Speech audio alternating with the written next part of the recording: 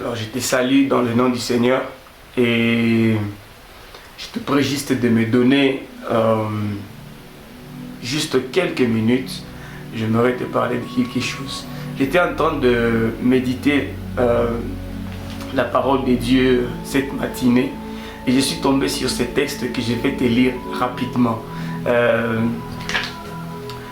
Juge chapitre 19 verset 17. La Bible déclare ceci: il leva les yeux et vit le voyageur sur la place de la ville. Et le vieillard lui dit: où vas-tu et d'où viens-tu?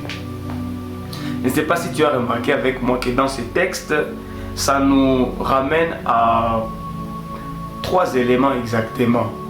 La Bible dit: il vit le voyageur. Ça veut dire, ce texte est en train de nous montrer qu'il y a un voyage que chacun de nous est en train de parcourir.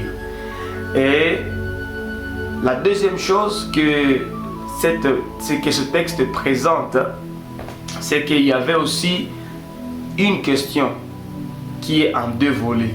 Ils ont posé la question au voyageur, cette question: où vas-tu et d'où viens-tu?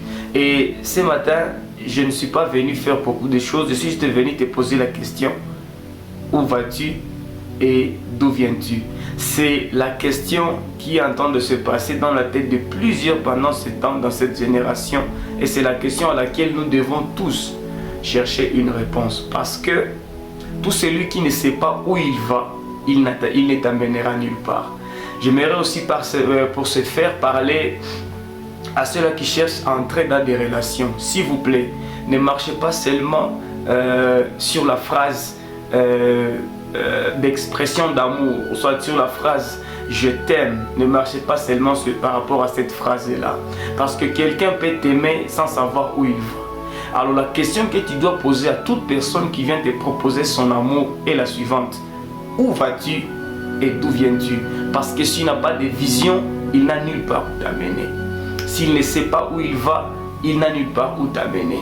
C'est juste un aveuglement. Alors, que chacun de nous prenne un temps de se poser cette question, sachant d'où je suis venu, où est-ce que je suis en train d'aller, quelle est ma destination, quel est mon dessein, quel est mon appel.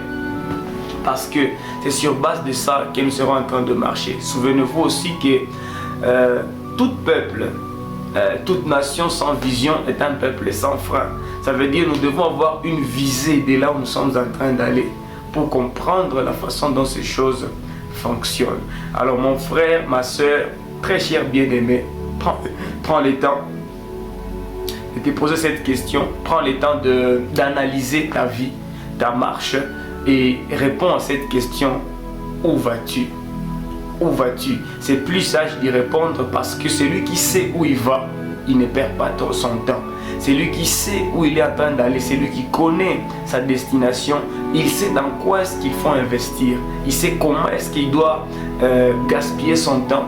Il sait comment est-ce qu'il doit gérer son temps, ses jours par rapport à là où il est en train d'aller. Fais attention de ne pas faire ton investissement dans des choses qui ne cadrent pas avec la destination où tu es en train d'aller. C'est très important. Et parmi les éléments qui nous montrent vraiment la destination où nous sommes en train d'aller, c'est la parole de Dieu. C'est l'orientation divine. Ça veut dire, au-delà de tout ce que nous pouvons avoir comme études, au-delà de tout ce que nous pouvons avoir comme coach, comme des encadreurs, ceux qui nous aident à comprendre certaines choses dans la marche, s'il vous plaît, tenez-vous à la parole de Dieu. Tenons-nous à ce que la Bible déclare, parce que c'est dans la parole de Dieu que nous saurons la destination. C'est dans la parole de Dieu que nous saurons là où nous sommes en train d'aller. Au-delà de l'investissement, est que quand quelqu'un sait où il va, il connaît les genres d'entourage qu'il doit avoir. Quand tu connais les genres d'entourage que tu dois avoir, tu sauras comment est-ce que tu dois travailler encore davantage. Surtout, ne prenez pas dans votre entourage ceux-là qui sont moins que vous. Prenez ceux qui sont plus que vous, parce que ceux qui sont plus vous augmenteront quelque chose sur ce que vous avez déjà d'avance. Et l'équipement qui vient, ou soit les éléments nécessaires pour nous permettre d'avancer dans la destinée dépendent aussi de notre destination. Donc, quand tu sais où tu vas, tu sauras les genres d'équipement que tu dois avoir. Par exemple, ceux qui sont dans l'armée ne vont pas prendre la houe, mais ceux qui sont dans les champs vont prendre la houe. Par exemple, ceux qui sont dans le football ne vont pas prendre la chair pour prêcher, et ils vont se diriger au stade pour faire les entraînements, et ainsi de suite. À chacun sa destination, à chacun sa route, à chacun là où il est en train d'aller. Mais dans tout ça, comprends et sache demander à Dieu: où est-ce que tu vas? Où est-ce que tu vas? Jusqu'ici, où est-ce que tu vas? Ça serait malheureux de voir que tu as passé sur la terre plus de 20 ans, de 30 ans, 40 ans, 50, sans savoir où tu étais en train d'aller. Il faut savoir là où tu amènes les gens. C'est pourquoi, parmi la plus grande et la plus merveilleuse question à laquelle Jésus a répondu, c'est la question de la destination. Jésus savait d'où il venait et il savait où il allait. C'est pourquoi toutes les fois où il était en train de parler, il va dire: je rentre au Père d'où je suis venu. Vous voyez, il savait d'où est-ce qu'il est venu et où est-ce qu'il était en train d'aller.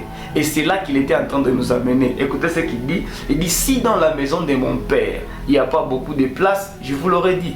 J'y vais pour vous préparer des places, afin que là où je suis, vous aussi, vous y soyez. Ça veut dire, Jésus dans toute sa personne sur la terre, étant Dieu, il savait d'où il venait et où il allait. S'il te plaît, à partir de maintenant, n'entame rien dans la confusion. Fais tout pour comprendre où est-ce que tu es en train d'aller, afin que tu puisses investir. Vous savez pourquoi c'est là? Parce que nous ne devons pas perdre le temps.